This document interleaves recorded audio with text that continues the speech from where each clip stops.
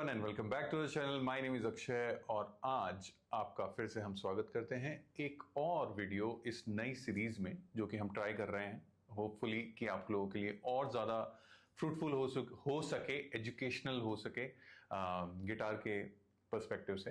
तो I hope ये video भी आपके लिए उतना ही हेल्पफुल रहेगा। आज हमारे साथ हैं मनोज राजीव लोचन जी जो कि हैदराबाद से हैं और टेक्निकली गुंटूर से है ना। हाँ, गुंटूर से हैं।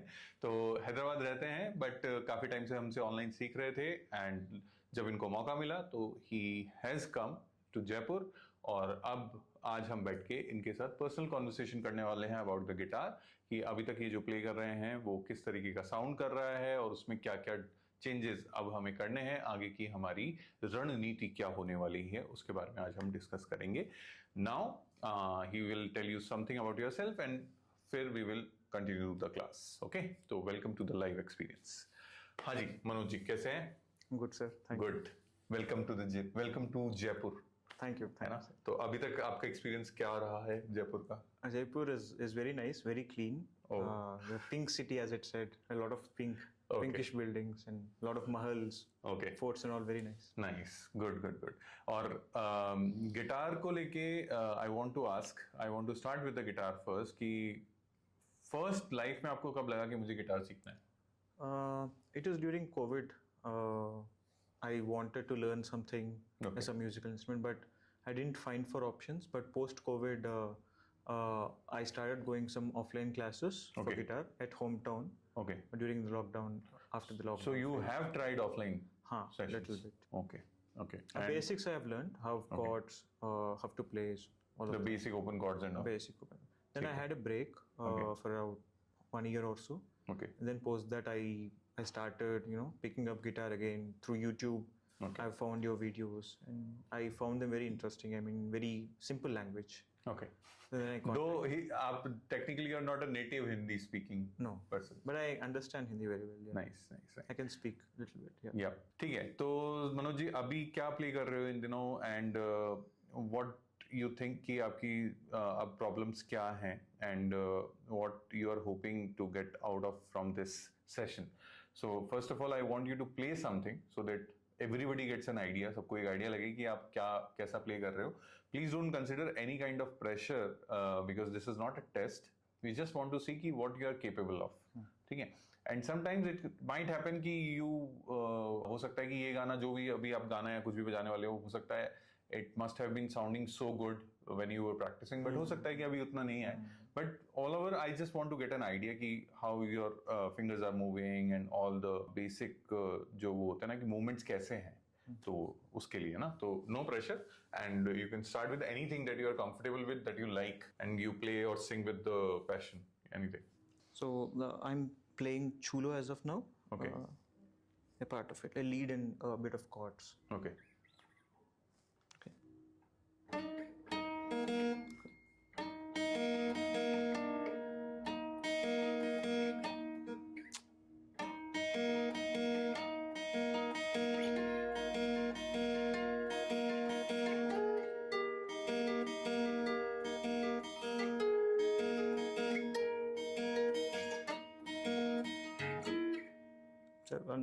Attempt 2. Again.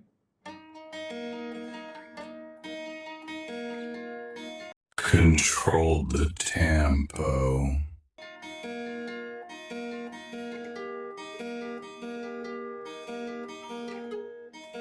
Sounding fine.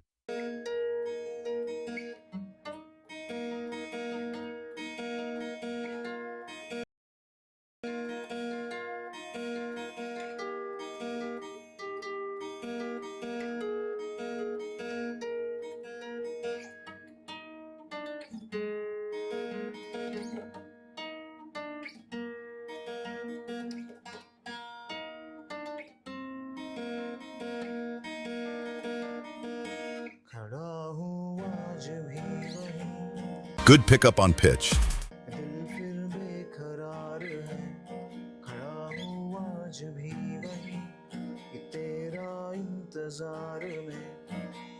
जो मुझे तू कभी खो न जाऊं मैं रात दिन नजरों में में तुम हो बसे,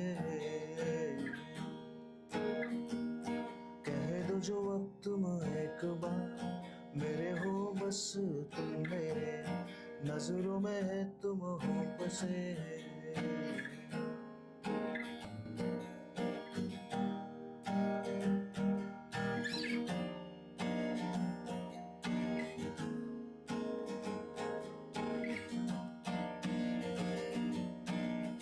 And it goes very high.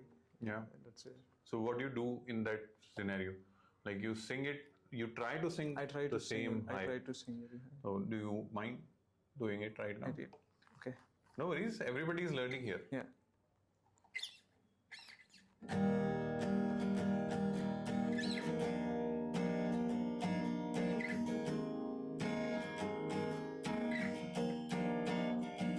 खड़ा हूँ आज भी वही, दिल फिर बेकरार है। खड़ा हूँ आज भी वही, तेरा इंतजार में, चुनो जो मुझे। सर सही जा रहा है, सही जा रहा है। Why did you stop? सही जा रहा है. Go on, come on. Chulo. खड़ा हूँ आज.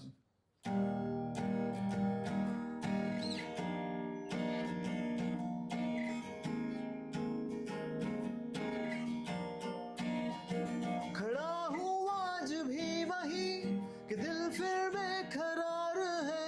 खड़ा हूँ आज भी वही, कि तेरा इंतजार में, चुनो जो मुझे तुम कभी खो न जाऊं मैं रात दिन, नजरों में तुम हो बसे। कह दो जो अब तुम एक बार मेरे हो बस तुम मेरे, कह दो जो ना ना ना।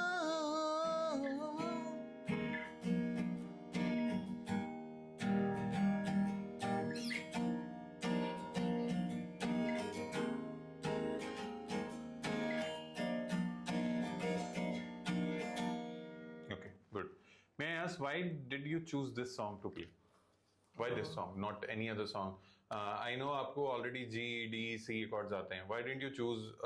Maybe I don't know. Maybe हो सकता है कि इस posture में ज़्यादा comfort हो, but फिर भी everybody considers कि G, C, D is much easier and so many songs on that. हाँ, तो वो I'm- choose क्यों नहीं किया आपने? They're very comfortable, and I'm able to play something easy and comfortably. Okay. And this is a series of learning. So this is where I found this is to be a bit challenging. Okay. Here and there, and I like the song also. नहीं, but still, for example, you could have gone with any other song that you. मतलब this is the most confident song you have, or like there is any other song that I feel कि हाँ उसमें तो I can, मतलब आंखें बंद करके भी मैं बजा दूंगा. Which song is that?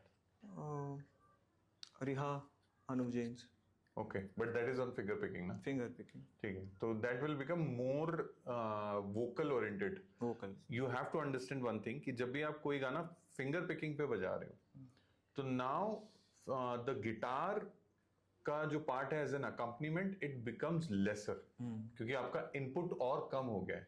Strumming what it does, it fills the gap, fills the void, जो खाली जगह है सिंगिंग के अलावा वो सारी भर देती है. ठीक है, बट अगर आप फिंगर पिकिंग कर रहे हो तो now it's up to your vocal कि अब आप उसको और कितना प्रिसाइज गा सकते हो. तो always keep this in mind कि आप जो भी गाना फिंगर पिकिंग में ले रहे हो, you have to be very sure about it कि अगर परफॉर्मेंस के लिए बता रहा हूँ, प्रैक्टिस के लिए तो ऑफकोर्स धीरे धीरे प्रैक्टिस करके you should get better, but if you are playing somewhere anywhere, friends, family, anywhere, you have to make sure कि if you're doing something on picking, you have to be very conscious and very active about your singing कि हाँ इसमें I know I am not going to do a lot of variations and I can easily pull up the singing. वो वाला चीज़ है. दूसरा चीज़, कुछ जो important बातें मुझे अभी बजाते हुए लगी, आपकी strumming is very down dominating and oriented strumming pattern. Like for example, as much as I remember, because आपने ये वाला जो song है ऑनलाइन क्लास में ही सीखा है आपने ना, तो the strumming pattern that we discuss mostly, और even मतलब जो हमारा YouTube पे वीडियो है उस पे भी है, उस पे है down down up down up down down. What you're doing is little bit different, but you're using the same number of inputs. That is why it is not making any difference. But thing is, what I felt, your up is not as comfortable और as equal as your down is. तो आपका जो strumming pattern है वो mostly down oriented है। मतलब अभी जो आप बजा रहे हो ना, can you play it without any hesitation और कॉन्शियसनेस? मतलब आराम से जैसे बजा रहे थे वैसा ही चाहिए मुझे।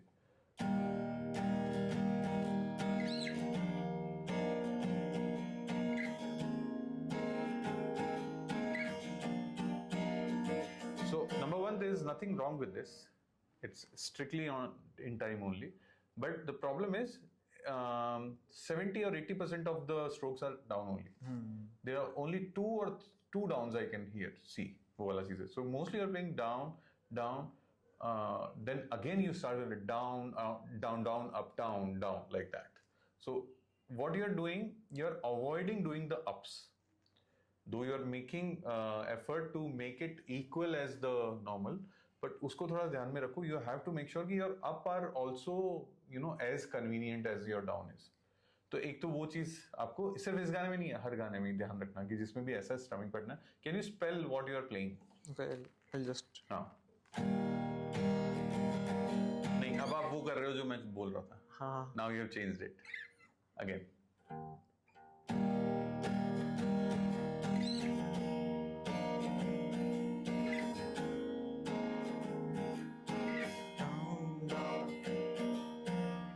Something down, down, up, down, down, down, up. हाँ, ऐसा कुछ चाहिए.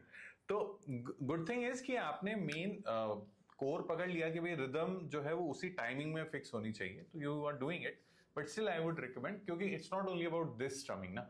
इसका मतलब ये है कि you mostly avoid doing ups in other strummings as well, and that is one thing that can really makes the difference between when you listen something that I am playing and when you're trying it. For example, in maybe it can be in the video or maybe in front also, if I play something you will feel कि यार मैं भी तो यही chord और यही strumming pattern बजा रहा हूँ, but it is not sounding the same. तो वो same के लिए I think that is the key कि your down and up should be equally ready. Not like कि आपका down is more dominating and कि आप mostly चीज़ों को down में convert करके ही निकाल लोगे. तो उसको थोड़ा सा ध्यान में रखना है. ठीक है. Second thing is singing के हिसाब से I would suggest कि जैसे आपने जब पहली बार ऊंचा गाया it was more in scale. लेकिन जब एक बार आप बीच में रुक गए तो फिर वो फ्लो टूट गया, तो वो और नीचे आ गए हम. एक बार ध्यान रखो, ये मैंने मेरे पे बहुत देखा है. From the start I was very much afraid of vocals. मुझे ऐसा लगता था कि नहीं यार, मतलब ऊंचा तो गा ही नहीं पाऊंगा मैं. उसकी वजह से क्या था कि एक मेंटल ब्लॉक हो गया था कि whenever I have to sing high, my whole body used to tight हो जाता था कि ओह ऊंचा गाना है. मतलब हम पहले ही अपनी बॉडी लैंग्वेज में वो चीज ले आते हैं जो हमने गले में अभी तक लाया ही नहीं है. तो one thing you have to be ready कि it's something that is inside you. Your vocal cords are inside you, but it's at the end of the day it's a muscle. ठीक है. And muscles can be trained. ठीक है. And it can take different time for person to person. ऐसा नहीं है कि हाँ भाई किसने कितने पर्टिकुलर टाइम में किया तो कोई हो जाएगा. तो एक अगर अरिजीत सिंह का वो एक ही पॉडकास्ट आया आज तक, वो पॉडकास्ट अगर देखा हो तो ही यूजेस दिस वर्ड कि मतलब घंटों बैठ के जाग के यू नो कार्व कर के गला तैयार किया है. मैंने तो अपने वॉइस को तोड़ा है. मेरा वॉइस थोड़ी ऐसा था पहले. मेरा वॉइस अलग ही था. गले को तोड़ के टेक्सचर्स बनाया है मैंने. It's almost like sculpting your voice, you know. तो ही मेंट दैट ओनली कि भाई जब आप इतना अवेयर हो जाते हो अबाउट योर वोकल ओरिजिनेशन की यू नो कि मैं कैसा पुश लगाऊंगा अपने गले से तो कैसा वॉइस निकलेगा. तो I think that was he meant. तो वही मैं ये बोल रहा हूँ कि आप ऊंचा गाने से पहले ये अपने दिमाग से ये निकाल दो कि हो मैं ऊंचा गा रहा हूँ. Just throw your voice. ठीक है. हालांकि I am also you know suffering from the same thing. मेरे को भी बहुत ऊंचा गाना होता है तो पहले ही उस चीज को कॉन्शियस हो जाते हैं कि अरे यार ऊंचा गाना पड़ेगा. जिसमें आई एम टेलिंग यू आपकी आवाज तो क्रैक भी नहीं की इसमें. नहीं तो सही में if you reach to the level जो आपके पिच का आखिरी लेवल है एक बार के लिए अभी, तो आपकी आवाज क्रैक करेगी. नॉर्मल आवाज निकलते एकदम से हेड वॉइस निकल जाएगी या फिर हवा से निकल जाएगी. यू कैन हियर इट कि आपकी आवाज ने साथ छोड़ दिया, but it didn't happen. It means it is in your vocal range only. It's just like कि आपने वहां बार में वेंचर आउट नहीं किया है. That is why it's not ready to do it. It's some similar if I compare it with some fitness related exercise, you can say कि अगर आप काफी टाइम से 5 किलो का वजन ट्राई कर रहे हो बट यू आर फियरिंग कि यार 15 का कैसे उठेगा, तो 15 से पहले 10 ट्राई कर सकते हो ना आप, टू इंक्रीज योर कैपेसिटी। लेकिन अगर आप सिर्फ देखते ही रहोगे कि नहीं 15 का तो उठेगा ही नहीं, एक दो बार 15 उठाओगे, then you kind of realizes कि हो सकता है कि यार ये तो आराम से उठ रहा है, मतलब मैं उसको ज्यादा समझ के वो कर रहा था। लेकिन of course there will be a limit जहां पे आपको लगेगा कि नहीं ये तो पॉसिबल नहीं है। तो उस तक पहुंचने के लिए द राइट वे इज कि उसके जस्ट नीचे या आसपास की चीजें ट्राई करना स्टार्ट करो। If not that then something down. अब फॉर एग्जांपल मेरे को लगता है अगले कुछ महीनों में you will be capable enough to bring the scales down और अप अकॉर्डिंग टू यू। तो इफ यू फील लाइक कि हाँ यार यहाँ पे मेरी वॉइस तो क्रैक कर रही है, इतना ऊपर तो मैं नहीं चीख पाऊंगा पक्का, तो ब्रिंग डाउन 3 4 5 स्केल नीचे ले आओ एंड देन एक स्केल ऊपर बढ़ाते हुए जाओ, तो यू विल हैव समथिंग कि आपको ग्रेजुअली पता लगेगा कि ऊंचा कैसे गाया रहे। तो वो एक चीज का आप ध्यान रखना, ठीक है। तो अभी आपकी प्लेइंग से तो ये लगा left hand is mostly working fine, chords आप कॉर्नर में लगा रहे हो, टाइमिंग पे भी चेंज हो रहा है, स्ट्रमिंग में मुझे लगा वो वाला चीज है, तो वो चीज ध्यान में रखना है, ठीक है।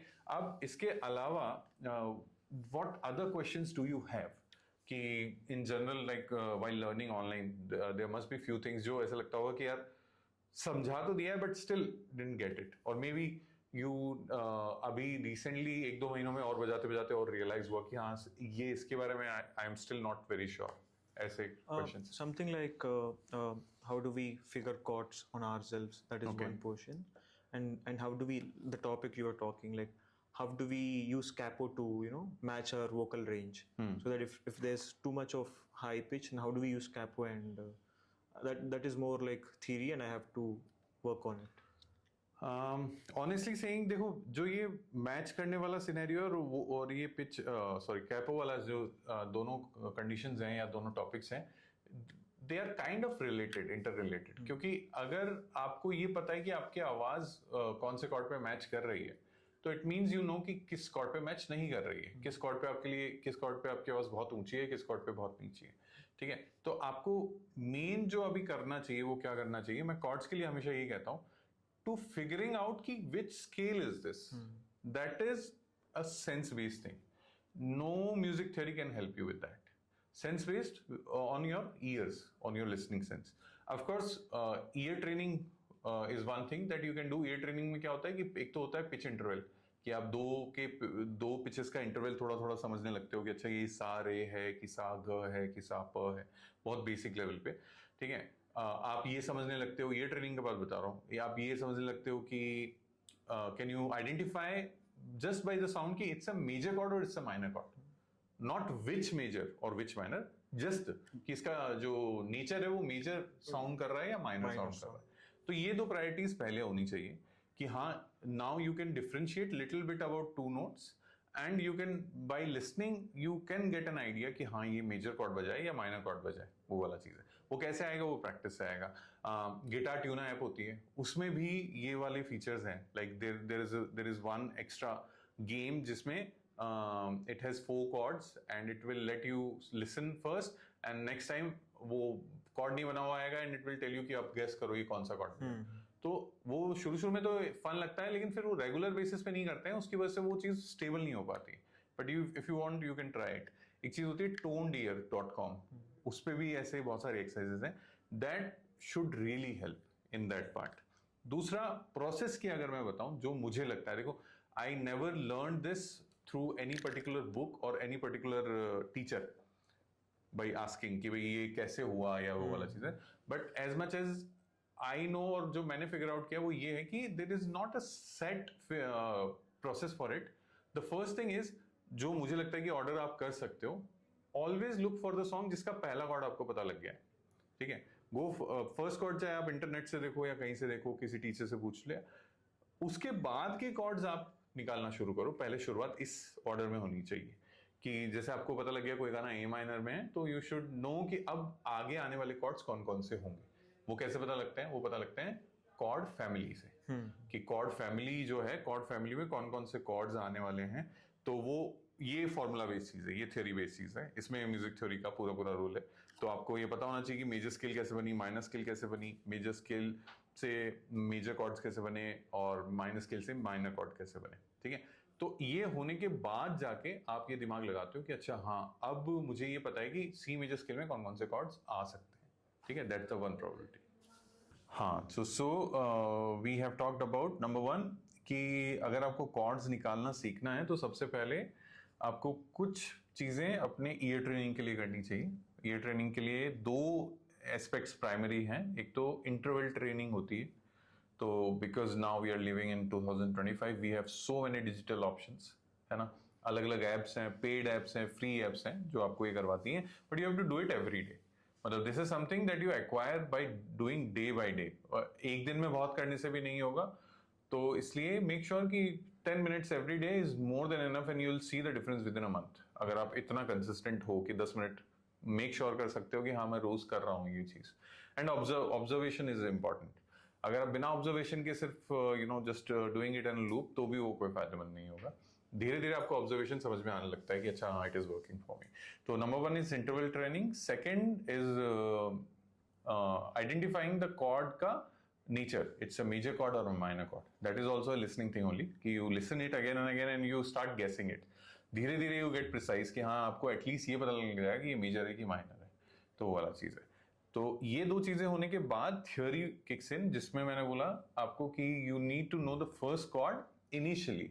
डोंट गो फॉर कि ओह पहला नोट ही मैं निकालूंगा, स्केल कौन सी है वो भी मैं निकालूंगा, वो अभी टफ है। टफ क्यों है? क्योंकि देर आर नो क्राइटेरियाज, ठीक है। अब हम होने को गानों को बांट देते हैं कि अच्छा ये इस मेजर स्केल में, इस माइनर स्केल में, but you have to understand there are more than 3 types of minor scale only. तो कई ऐसे गाने हैं जो माइनर स्केल में है बट माइनर स्केल के भी किसी वेरिएशन में है, ठीक है। ऐसे ही मेजर और माइनर सिर्फ 2 सेट हुए। अगर आप देखें तो there is a thing called modes, ठीक है। You can consider 7 type of scales, scale नहीं बोलेंगे वो मोड्स है, लेकिन मैं समझाने के हिसाब से, जैसे मेजर स्केल एक काइंड ऑफ सेटअप हो गया, वैसे माइनर स्केल एक सेटअप हो गया, ठीक है। ऐसे ही अलग अलग टाइप के मोड होते हैं जिनको हम एओलियन, ठीक है, फ्रिजियन, मिक्सोलिडियन, इन ये टाइप ऑफ स्केल कह लो आप। हालांकि टेक्निकल म्यूजिकल लैंग्वेज में नहीं कहते हम स्केल, उनको हम मोड्स बोलते हैं। बट उसमें क्या होता है कि जैसे मेजर स्केल में होल स्टेप हाफ स्टेप रख के हम लोग मेजर स्केल बनाते हैं, वैसे ही मोड्स में अलग अलग वे में हम होल स्टेप और हाफ स्टेप रख के अलग सेट बनाते हैं, और उन सेट के हिसाब से फिर वो अलग type of set of chords will apply to that particular mode. तो इसलिए समटाइम्स इट हैपेंस ना कि जैसे हम मानो ए माइनर स्केल का कोई गाना है, अगर हम ए माइनर स्केल में देखते हैं तो E major is not the part of A minor scale. Normal अगर E pure E minor scale में देखते हैं तो ई माइनर, सॉरी प्योर अगर ए माइनर स्केल में देखते हैं तो E minor is the part of the scale, but there are lot of songs जिसमें ई मेजर आता है। तो द रीजन इज क्योंकि वो एक तरीके से उसका हार्मोनिक माइनर वेरिएशन होता है ए माइनर का, उसमें है वो गाना, ना कि प्योर माइनर में। तो इतना थ्योरी में अगर आप शुरू में घुस जाओगे ना तो you will get confuse and will get irritated कि शिट मैन, मतलब मैं एक चीज समझ रहा था यहाँ तो 3 टॉपिक और निकल के आ गए। तो इसलिए आई ऑलवेज टेल कि जब भी आप कॉर्ड निकालने वाले सिनेरियो पे जा रहे हो, always look for the first cord. चाहे यूट्यूब पे देखो, इंटरनेट गूगल पे देखो, match your voice with it, that is the primary goal. अगर आपको वो करना आ गया ना कि हाँ मेरे को कॉर्ड बता दिया है किसी प्रॉपर बंदे ने कि यही कॉर्ड है, can you make your voice sound कि हाँ ये गाना इसमें कहाँ से मैच करेगा। हमने पिछली बार जब रामेश्वर जी थे उनके केस में भी एक चीज बात की थी, पिकअप नोट, कि कोई भी गाना उस कॉर्ड के किसी ना किसी नोट से ही रेफरेंस ले रहा है टू बी संग, तो वो कैच करना इज द इंपॉर्टेंट थिंग। शुरू में वो भी कैसे होता है, हम लोग क्लास में क्या करते हैं कि आई टेल यू, अब हो सकता है आगे आते आते जब लोग आप लोग इतने ट्रेन हो जाओ, I will tell you the chord and I will tell you कि बताओ मुझे किस नोट से स्टार्ट हो सकता है, hum every note and then tell me कि विच नोट इज दैट जिससे लगता है कि ये गाना स्टार्ट हो सकता है। अब उसमें प्रॉब्लम ये होती है, person to person vocal range अलग होता है। It's not necessary what is comfortable for me will be comfortable for you. So that is why it is very important to, if you have a teacher, to have a little bit personalized feedback about your कि हाँ मेरी आवाज के हिसाब से maybe this chord will not work. And that's the reason in our class also we don't make it a big class कि 25-30 जनों का, क्योंकि 25-30 जनों का होगा तो फिर तो कस्टमाइजेशन भूल जाओ आप, फिर तो you can go on a set कि आज ये मतलब ये इस वीक ये सीखना, इस वीक ये सीखना, इस वीक सीखना, उसमें फिर वो नहीं होगा कि हर बंदे के हिसाब से उसकी स्केल। तो पहला जो टास्क आपको करना चाहिए towards that is this only कि फोकस ऑन कि after knowing the first chord can you make the other chords work, वो वाला चीज है। और उसमें भी can you guess the pickup note from the chord कि हाँ इस कॉर्ड में से गाना किससे स्टार्ट हो रहा है, उसी से उस गाने का लीड भी निकलेगा। अगर आप गिटार पे उसकी ट्यून बजाएंगे तो वो उसी नोट से निकलेगा जो पिकअप नोट है। तो this is how it should be done, है ना। अब हो सकता है अलग अलग टीचर्स अलग अलग तरीके से सिखाते हैं। मैंने से कि जब आप डिफरेंट डिफरेंट स्केल्स बहुत बार बजाते हो ना, तो वो साउंड आपके कान में जाता है, तो then you get to know कि आपको सेंस बन जाता है। But as much as I know कि we are always driven with the songs, है ना। मतलब जब मैं भी सीख रहा था तो मेरे को ऐसा कि मेरे को एक गाना सीखना है, मेरे को ये वाला गाना गाना है। तो मुझे यही फील होता है कि अगर आप भी गानों ओरिएंटेड होके ही बस उसमें एक हल्की हल्की ये चीजें ऐड करते जाओ नॉलेज के हिसाब से, तो it's not like you are you know missing something on the theoretical side और स्टडी वाली वो वाला चीज है। तो खुद से कॉर्ड निकालने का तो मेरे को यही लगता है। दूसरा क्या पूछा था आपने शायद? कैपो के हिसाब से। कैपो। अब कैपो के केस में I will tell you first कि जैसे फॉर एग्जांपल कोई कॉर्ड कोई गाना है मेरे लिए ई माइनर पे, ठीक है। देयर इज अ सॉन्ग, चलो मैं एग्जांपल देता हूं अगर कि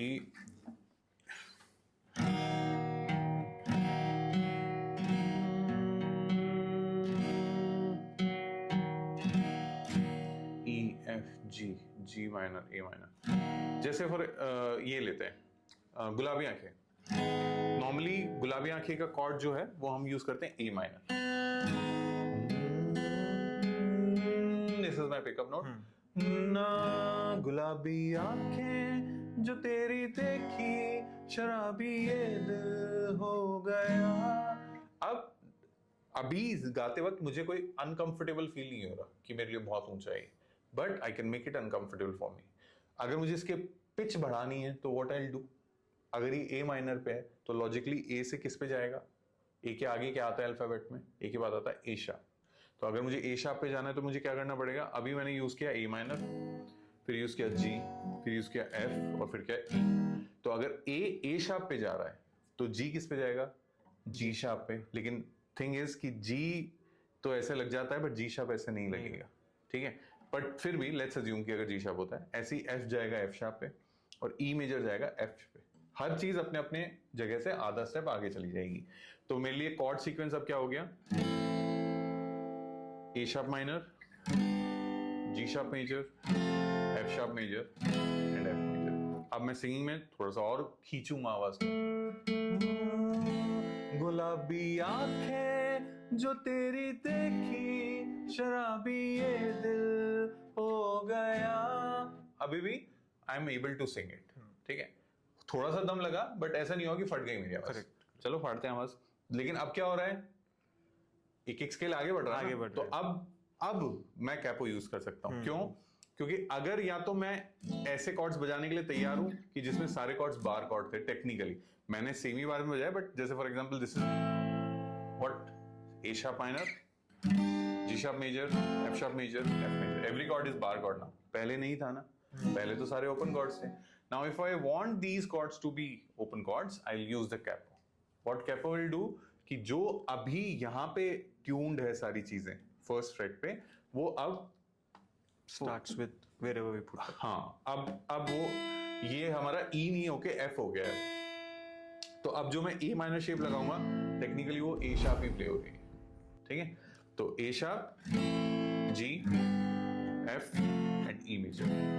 गुलाबी आंखें जो तेरी देखी शराबी ये दिल हो गया, ठीक है। Let's increase the capo by 1 fret. तो मेरी पिच भी ऊंची हो गई। अब मैं गाना गा रहा हूं किस पे? ए शार्प के बाद क्या आएगा? बी।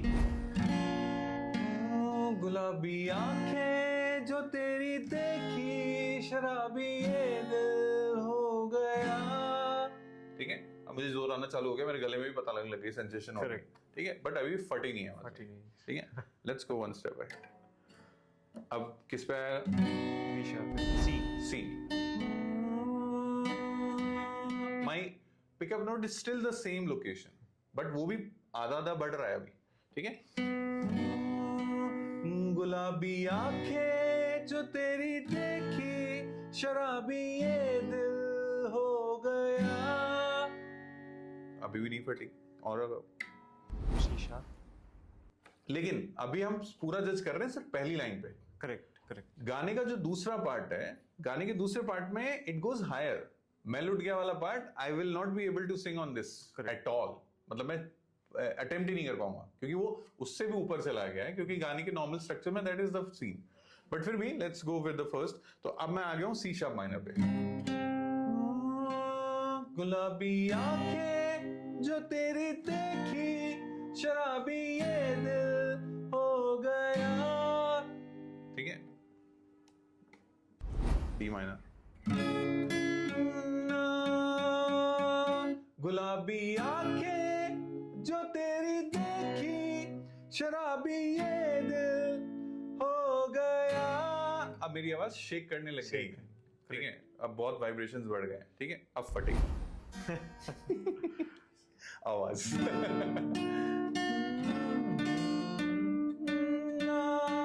ओके, अब मेरे लिए pickup note is too high.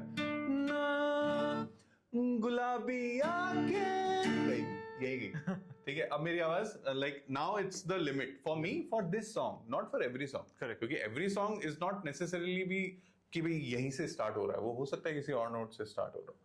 But एक और जो फैक्ट है, I don't know this will make sense और नॉट, और हो सकता है ये ऊपर से जाए, but now I can sing lower in the same pitch. The question I have is how can I bring the second part of this song to comfortable scale?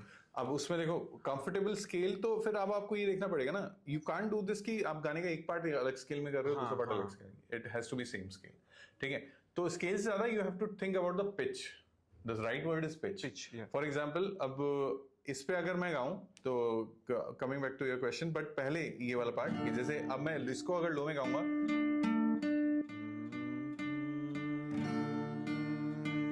गुलाबी आंखें जो तेरी देखी, शराबी ये दिल हो गया, ठीक है।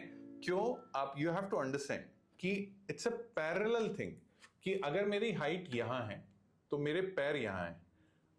अब मानो अगर मैं जिस प्लेटफॉर्म पे खड़ा हूं वो प्लेटफॉर्म इज अ लिफ्ट, अगर वो ऊपर जा रही है तो मेरे पैर भी ऊंचे जा रहे हैं, तो मेरा सर भी ऊंचा जा रहा है, ठीक है। तो हो सकता है एक पॉइंट पे ऐसा हो कि मेरा जो पैर है वो यहां है और मेरा सर उसके भी ऊपर है, बट ये तो इसने तो यहां से यहां तक का वैल्यू किया है ना, तो आपके लिए वहां पे भी गुंजाइश है। तो इसलिए you have to always think about कि there are always two pitches available of every chord. You can sing it in the lower octave as well, and it can work for you. For example, if you have to give this song a very dull और वैसे कि मैं set हूँ और मेरे को वैसे वाला फील देना है इस गाने को, तो I will sing in this only. गुलाबी आंखें जो तेरी देखी. इफ यू रिमेम्बर जो आतिफ असलम का वर्जन वो ऐसे रिकॉर्ड किया हुआ है कि what he did कि जो उसका हाईएस्ट जो है ना उसका लो पकड़ा उसने, तो it felt like a very different kind of flavour कि यार ये अलग सा लगा बेसिकली. तो this is how they do. Now back to your question. आपने पूछा जैसे फॉर एग्जांपल ये वाला वर्ड था, गुलाबी आंखें जो तेरी देखी, शराबी ये दिल हो गया. नाउ मैं लुट गया मान के दिल का कहा, मैं कहीं का ना रहा, क्या करूं मैं दिलरुबा. अब ये ऊंचा है पार्ट इनिशियल वाले पार्ट के कंपैरिजन में.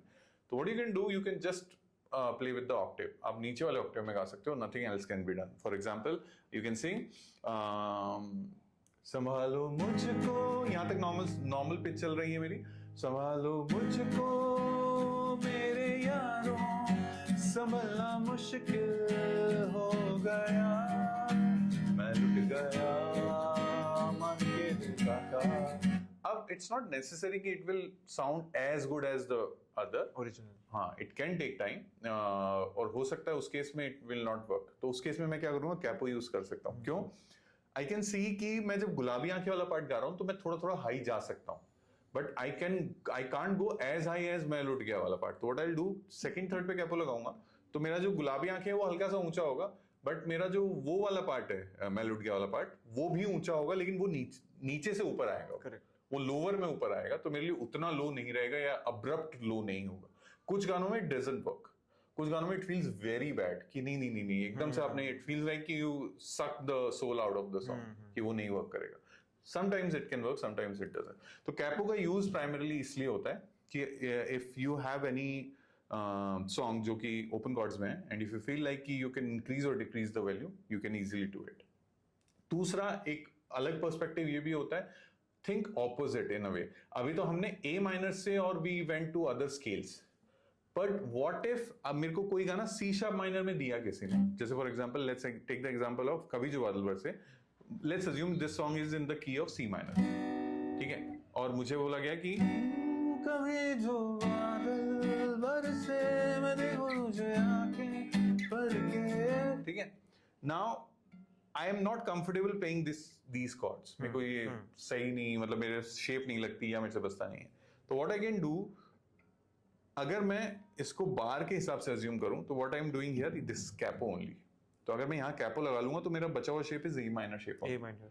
तो यहाँ पे कैपो लगा के I can play the same song with A minor, then this chord will become G open. How I know, because जब मैं नॉर्मल ए माइनर बजाऊंगा तो ये होगा एफ शार्प जी. ठीक है. Right. तो अगर मेरा ये कैपो लगा, जो कि ये हुआ, ये कैपो लगा, तो ये हुआ एफ, ये हुआ एफ शार्प और ये हो गया जी. तो G can be played like this also. तो ये कैपो सॉर्ट ऑफ समझ में आया. बट इट डिफर्स, मतलब there is not a static way कि जिससे यू ऑलवेज डिसाइड कि कैपो कहाँ लगाना है. दो नीड्स हैं, आप अपना वोकल चेंज करने के लिए कैपो यूज कर रहे हो या आप अपने कॉर्ड चेंज करने के लिए यूज कर रहे हो. तो वो you have to decide. That's the thing. ठीक है. और एनी अदर डाउट? वैसे तो बहुत होंगे I know, but any like specific one you want to ask? No, I'm good. Yeah. पक्का. तो we are assuming कि next time whenever we will meet, we will hear another version of ये एक चूलो, and उसमें जो high वाला part है, you have to sing it flawlessly. हाँ. कि अब बिना डरे बस सीधा फाड़ दिया है ना. Sure. Done.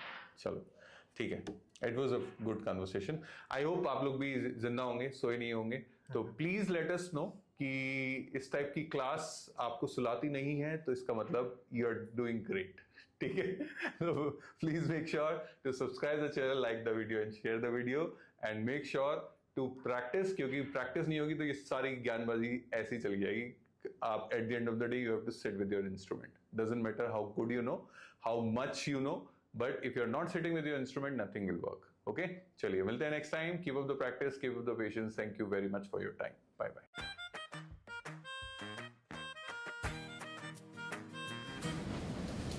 Hey everyone, this is Manoj Rajiv, and I'm from Hyderabad, and this is my first time visit to Jaipur, and I've been learning with Akshay sir for about last 1.5 years, and currently I've spent around 3 days here in Jaipur. The reason, there are two main reasons that I am here in Jaipur. Jaipur I've never visited so far yet. That is one thing. And the other thing is I was working, or I was playing along guitar, learning guitar with my friends during the online sessions every weekend, but I never get to meet them. So this is the first time all of us planned together to have common days to meet up in Jaipur. And my few takeaways here were like, I had a lot of first times. I mean, first time how to jam with people. I mean, the jamming experience is like, it really, gets yourself connected more deeper into the music. And I've also figured out few nuances which I was not able to, pick it up from online. And I've made a few new friends, and I've met different people. I've started learning how editing and all stuff works, and how professional shooting happens, YouTube videos are made. All of these are like learnings, or a lot of first times that have happened to learn from this visit. So it was a fantastic experience for me to make this visit. I mean, I came up open-minded, expecting nothing, with least expectations, and I'm very, very happy to had this session, meeting people and then having these memories. Yeah, thank you all.